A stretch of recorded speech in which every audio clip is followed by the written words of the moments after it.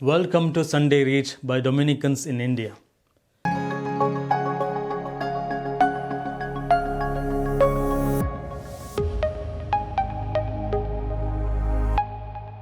My dear brothers and sisters, we celebrated Epiphany, the manifestation of the Lord, but revelation does not stop with the star. In the Gospel of St. Matthew, chapter 3, verses 13 to 17, there is another manifestation, not to the Magi, but to all humanity, not through a star, but through opened heavens. Jesus, the hidden carpenter of Nazareth, is revealed as the beloved Son and anointed Messiah. The sinless one stands in line with sinners. When Jesus steps into the waters of the Jordan, something unexpected happens. The Creator enters creation. The river that cleanses others is touched by the one who needs no cleansing. Heaven cannot remain silent. The Father speaks, the Spirit descends, and the Son is revealed. This is not just an event, it is revelation. It tells us who Jesus is and reminds us who we are. We may have this question in our mind: why did Jesus get baptized? Saint John Chrysostom gives a simple and profound answer. Christ did not come to be made holy by the water. He came to make the water holy. He entered the Jordan not to wash away sin, but to drown sin. The river did not cleanse him, he cleansed the river. In the same spirit, Saint Gregory of Nazianzus says, Christ is baptized not to be purified, but to purify the waters. Jesus goes down into the water so that all waters and all lives touched by those waters may rise with new meaning. He chooses baptism to stand with us. He does not save us from a distance. He enters our line, our struggles, our brokenness. God rescues humanity not from above, but from within. Then comes the voice. This is my beloved Son, with whom I am well pleased.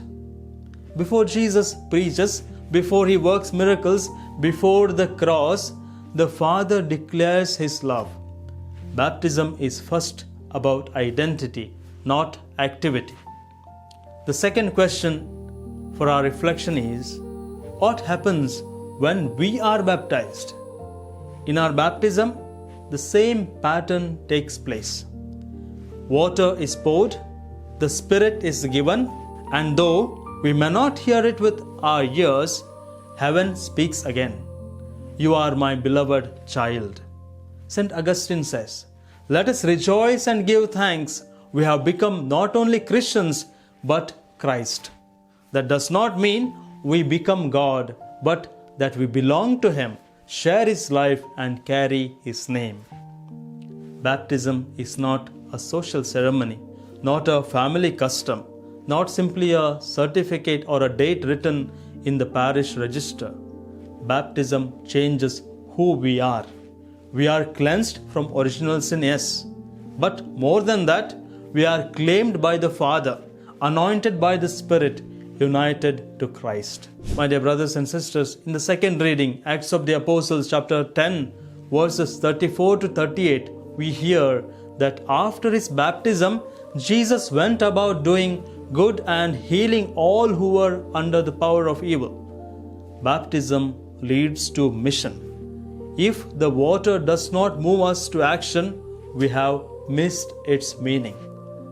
The next question is, how are we to live our baptism? A Christian name does not automatically make us Christian. Saint Gregory the Great warns us, many bear the name of Christ, but few live according to his ways. Baptism is not magic. It is a beginning. It gives grace and also responsibility. To live our baptism is to remember daily whom we belong to. When we forgive instead of taking revenge, we live our baptism. When we choose honesty over convenience, will live our baptism. When parents teach faith at home, not just by words but by example, they live their baptism. When young people resist pressure to compromise values, they live their baptism. When the elderly offer patience, prayer, and wisdom, they live their baptism. Therefore, Psalm number 112 describes the baptized person's life this way: He is a light in the darkness for the upright. Baptism makes us shining light, not for ourselves but for others. A Christian who does not shine with goodness, mercy, and justice has forgotten the water of baptism that once flowed over their head. Think of baptism as a name written on the heart. If we do not live according to that name, the world will never know whom we belong to. Jesus lived his name fully. Beloved Son was not just spoken over him, it was visible in him. My dear brothers and sisters, on the feast of the baptism of the Lord, the Church asks us, do you remember your baptism? Many may say, I was baptized as a baby. How can I remember? Why they baptized me so early? Dear friends, your parents knew something precious was being given and not taken in the baptism. Just as child is fed before he understands hunger and given medicine before he understands sickness, grace is given before we understand sin. Saint Augustine explains that children are baptized not because they have committed personal sins, but because they are born into a wounded world and need healing. Baptism is that healing touch of Christ at the beginning of life. And the Church keeps reminding us of baptism. Each time you enter a church and sign yourself with holy water, you are remembering your identity. I am baptized, I belong to Christ, I reject sin and choose life. Saint Cyril of Jerusalem says, the baptized person is marked like a soldier with a sign of his king. The sign of the cross is not habit, it is allegiance. Saint John Vianney would gently say to those who ignored holy water, you forget who you are. For him, holy water was memory. It brought the soul back to baptism.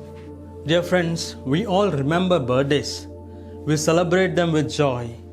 But there is a greater day often forgotten, the day we were baptized. On that day, we did not merely enter a family or a society, we entered Christ. The Church does not ask us to celebrate baptism in a worldly way. Baptism is not about cake or decoration. It is about gratitude and remembrance. The most meaningful way to celebrate our baptism is to return to the altar, to receive the Holy Eucharist, to thank God for making us part of His Son. Therefore, St. Paul, writing to the Corinthians in his first letter, chapter 12, verse 27 says, you are the body of Christ and individually member of it. Through baptism, we are joined to Christ as branches to the vine. When we receive the Eucharist, we do not only remember Jesus, we become what we receive, the body of Christ. So we must ask, am I living as a member of Christ's body? If one part of the body is weak, the whole body suffers. If one part is holy, the whole body is strengthened. My choices, my words, my behavior either honor Christ or wound His body. This brings us back to that question the Church quietly asks us. Do you remember your baptism? Not the date, not the photograph, but the promise. In baptism, we promise to reject sin, renounce evil, and live as children of God. God is always faithful to His promise. The question is whether we are faithful to our promise. Remembering our baptism means living with awareness. I am baptized, so I cannot live like everyone else. I belong to Christ, so my life must reflect Christ. I carry His name, so my actions must speak His love. This week, do something simple and holy. Thank God for your baptism. If you know the date, pray in gratitude. If not, try to find out through your baptism certificate and still can't find, use this feast day. Thank God for making you the part of His body. Partake in the Eucharistic celebration with thanksgiving and ask for the grace to live what you have already received. May this feast renew in us what water once began. May we not only be called Christians but live as Christ lived, so that the Father may one day say of us, "This is my beloved child, in whom I am well pleased." From Galilee to Jordan's flow, no crown, no throne, no trumpet blow. He stood among the wounded and weak, the sinless one, yet lowly and meek. John trembled, Lord, this should not be, but love replied, let it be. He came not far, He came not proud, He stepped into the waiting crowd. God with us in water and pain, to make us new, to break our chains. The heavens opened, the Spirit came like a dove.